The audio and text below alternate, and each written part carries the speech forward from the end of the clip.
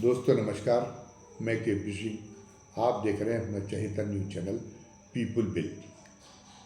एक खबर आई है कि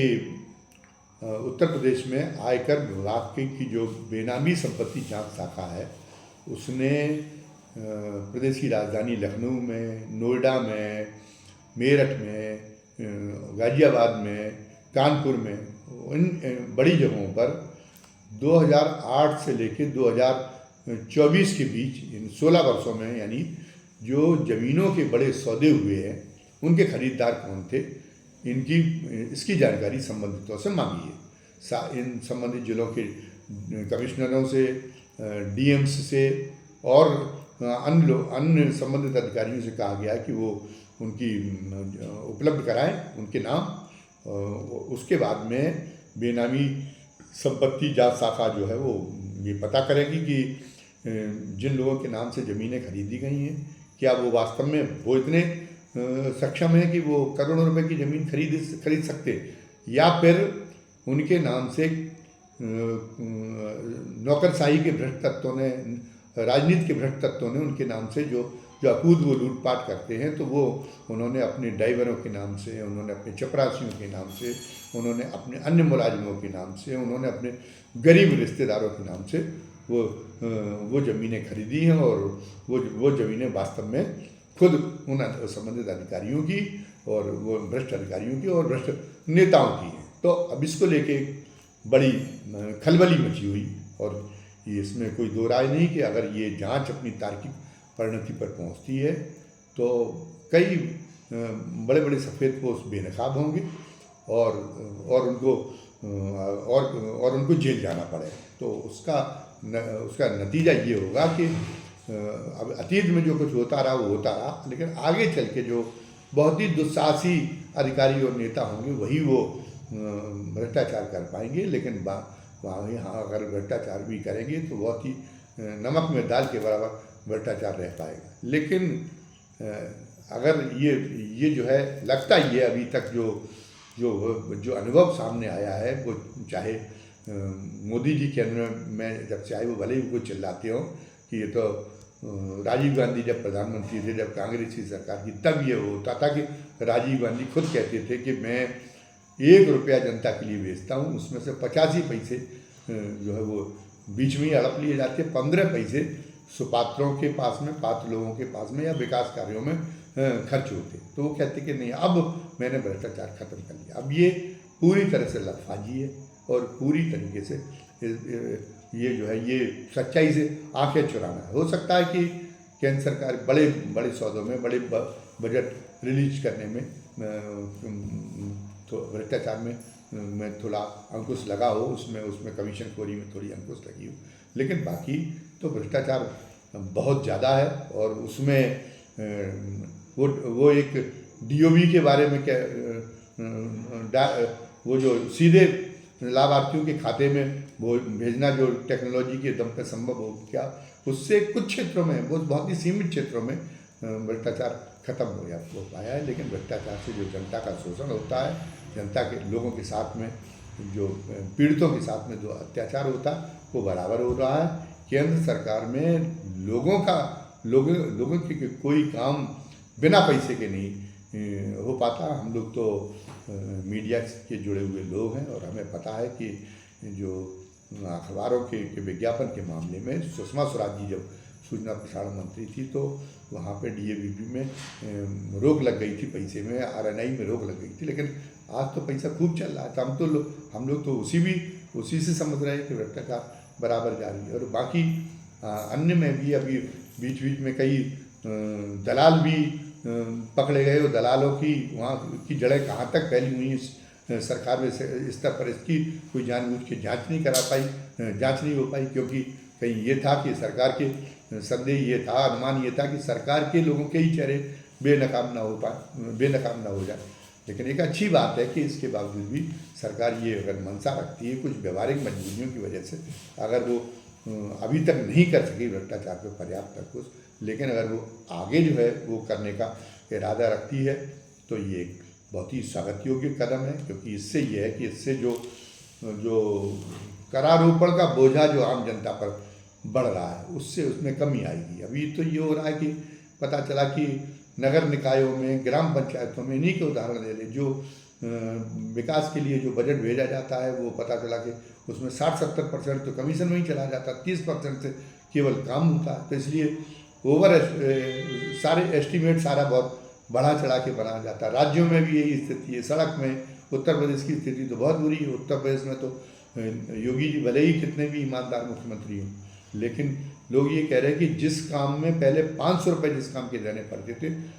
वो काम के जो है आज 5,000 रुपये देने पड़ रहे हैं। पुलिस विभाग में जो काम, जो निर्दोष अगर के खिलाफ भी अगर रिपोर्ट दर्ज हो जाए तो उसके खिलाफ उसका मुकदमा ख़त्म करने के लिए 1 लाख रुपए तक ऐंठ लेते हैं दरोगा। और ये पैसा कहाँ जाता है? ये पैसा देखा जाता है कि अगर जांच, अगर जैसे ये आयकर विभाग ने शुरू कराई है, बेनामी संपत्ति शाखा ने, आयकर विभाग ने कराई है, अगर वैसे ही अगर यहाँ पे अगर जांच शुरू हो जाए, विजिलेंस यहाँ का, एंटी करप्शन डिपार्टमेंट ये जांच शुरू करा दे तो पता चलेगा कि 10 साल की के केवल नौकरी में ये जो वाणिज्य कर से संबंधित विभाग हैं, जो ARTO है, जो पुलिस विभाग है, जो राजस्व विभाग है, उनके जो छोटे छोटे से कर्मचारी जो है वो पता चला कि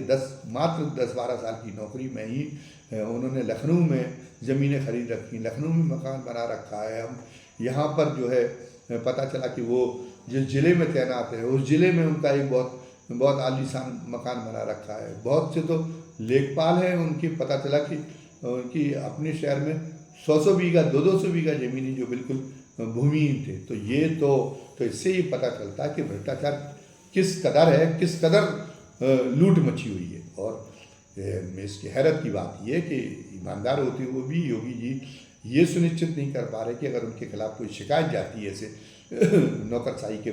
और नेताओं के भ्रष्टाचार के खिलाफ, तो जो है वो उस पर उसकी प्रभावी जांच कराए। वो अधिकारी उसको रफा दफा कर देते हैं, वो उसकी जांच की कोई आवश्यकता नहीं समझी जाती, तो वो इसलिए उनके हौसले और ज़्यादा बढ़े हुए। और जहाँ तक नेताओं की बात है, दूसरी पार्टियों की क्या कहें, जो खुद भारतीय जनता पार्टी के जनप्रतिनिधि हैं, वो भी पता चला कि वो सारे के सारे भूमाफिया उन्होंने दूसरी पार्टियों के ख़त्म किए, दूसरे समुदाय के भूमाफिया योगी जी ने ख़त्म किए उत्तर प्रदेश में। तो पता चला कि वो उनकी पार्टी के लोग आज के भूमाफिया बन के ज़्यादा से ज़्यादा विवादग्रस्त ज़मीनें हथियाने में जुट गए और उन पर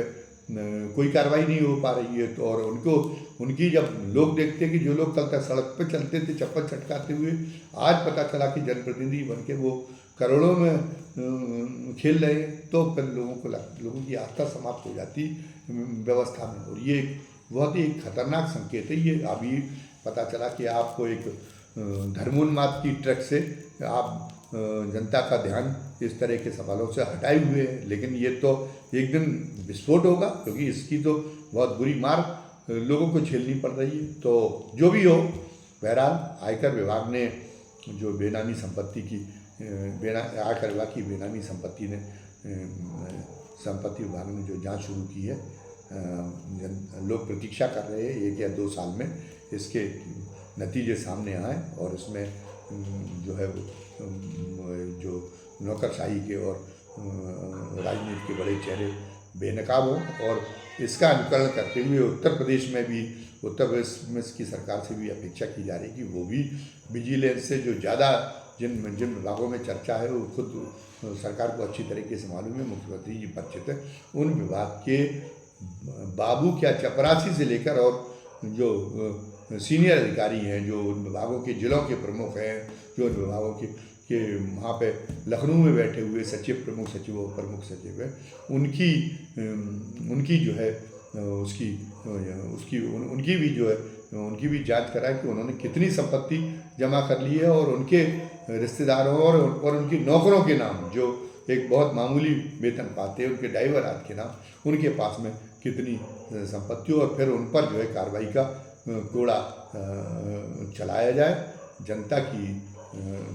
के लिए सबसे बड़ी राहत,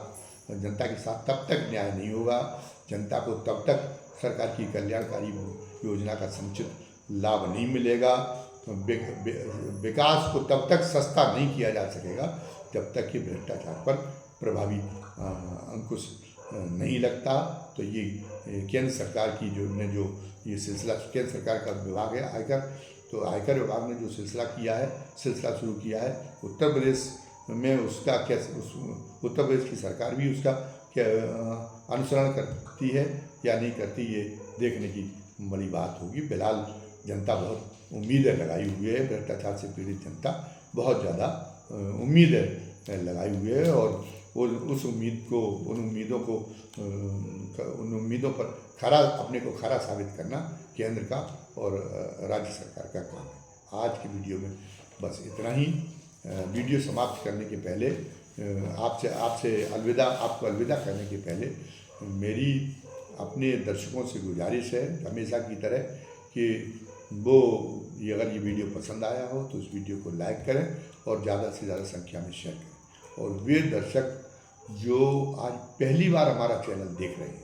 और उन्हें हमारा ये वीडियो पसंद आया हो और जो चाहते हो कि हमारा हर वीडियो उनको देखने को मिले, तो उनसे गुजारिश है कि वो खुद तो इस वीडियो को सब्सक्राइब करें ही, साथ साथ में वो जो है अपने परिचितों को, अपने जो है